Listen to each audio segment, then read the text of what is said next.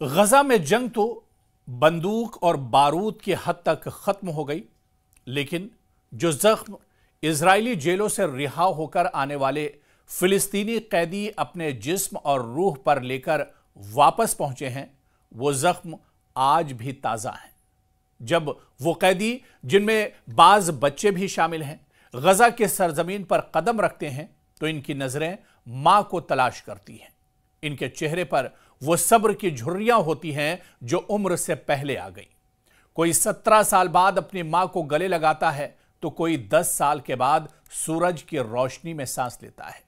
किसी ने जेल की कोठरी में बाप को खो दिया, किसी को छोटे बहन भाइयों की आखिरी शक्ल भी याद नहीं रही। इनकी कहानियां कोई अफसाने नहीं हैं, बल्कि वो सच्चाइयां हैं जिन्हें सुनकर कलेजा मुंह को आता है। आइए इनमें से चंद की रुदाद हम आपको सुनाते हैं, क्योंकि यह सिर्फ उनकी कहानी नहीं बल्कि पूरी इंसानियत के ज़मीर का इम्तिहान है। सबसे पहले बात करते हैं इजराइल के कैद में 18 साल रहे नजाल अबू बकर की। 18 साल तवील तन्हाई के कैद में गुजारने के बाद फिलिस्तीनी कैदी नजाल अबू बकर को इजरायली जेलों से रिहा कर दिया गया है। यह रिहाई कैदियों के तबादले के मुआहदे के तहत अमल में आई है। तकरीबन 2 दहाइयों तक, जी हां, पूरे 18 साल उसने कोई चेहरा नहीं देखा, कोई आवाज नहीं सुनी और अपनी कोठरी की दीवारों से बाहर की जिंदगी के बारे में कुछ नहीं जाना। आज वो वापस इस दुनिया में कदम रखता है और वो भी जिंदा। उसे अब भरोसा नहीं हो रहा है कि वो जिंदा एक बार फिर से अपने मुल्क, अपनी सरजमीन पर वापस लौटा है। नजाल अबू बकर का ताल्लुक दरअसल मकबूजा गरब उर्दन यानी वेस्ट बैंक के इलाके बैत-ए-लहम से है। वो एक सरगर्म सियासी कारकुन और सहाफी भी रहे हैं और इन पर इजरायली हुक्काम की जानिब से इंतजामी हिरासत यानी एडमिनिस्ट्रेटिव डिटेंशन के तहत 12 बगैर मुकदमे के कैद में रखा गया। नजाल अबू बकर की जिंदगी का बड़ा हिस्सा जेल में ही गुजरा है, लेकिन जिस बात ने सबको चौंका दिया वो ये थी कि इनमें से 18 साल मुकम्मल तौर पर तन्हाई की कोठरी में गुजारे गए।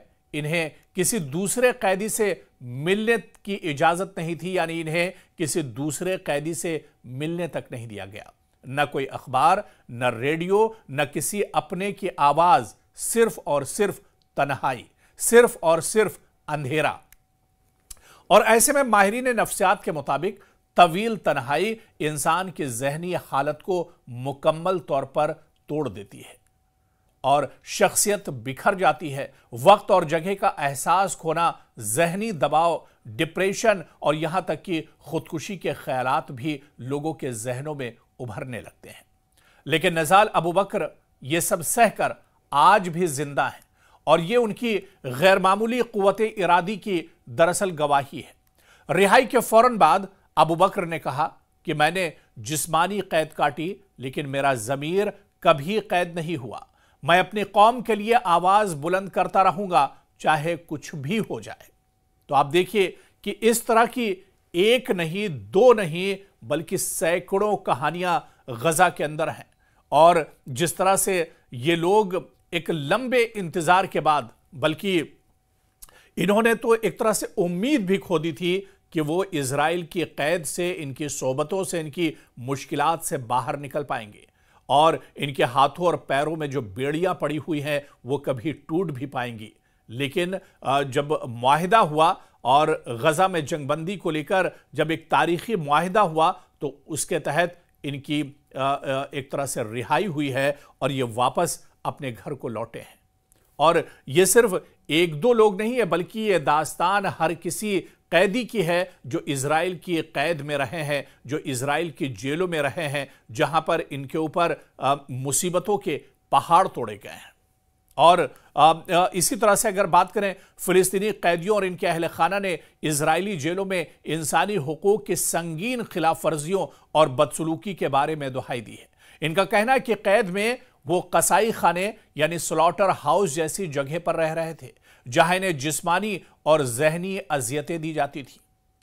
फिलिस्तीनी कैदियों ने बाकायदा दावा किया है और उन्होंने अपनी रुदाद और अपनी आपबीती बताई है। उन्होंने अपने शब-ओ-रोज़, जो हालांकि कैद और कोठरी में पता नहीं चलते थे कि कब सुबह हुई और कब रात हो गई, कब शाम आई और कब दोपहर हो गई, कब सूरज निकला और कब सूरज डूब गया, इसका भी अंदाजा उस कोठरी में नहीं होता था। वहां पर फिलिस्तीनी कैदियों ने बाकायदा यह रुदात सुनाई है कि उन्हें जेलों में बहुत सख्त तशद्दुद का निशाना बनाया जाता था। इन्हें बंद कमरों में कैद कर कर रखा जाता था, जहां रोशनी न होने के बराबर होती है और हवा की कमी होती थी। कई कैदियों को बगैर किसी जुर्म के इंतजामी हिरासत में रखा जाता था, यानी बगैर मुकदमा चलाए कई महीने या सालों तक जेल में इन्हें सड़ा दिया जाता था, इन्हें बंद करके रखा जाता था और इनका गुनाह कोई नहीं होता था। फिलिस्तीनी कैदियों ने बताया कि इन्हें तशद्दुद, गाली गलौज और जिस्मानी मारपीट का सामना भी करना पड़ा।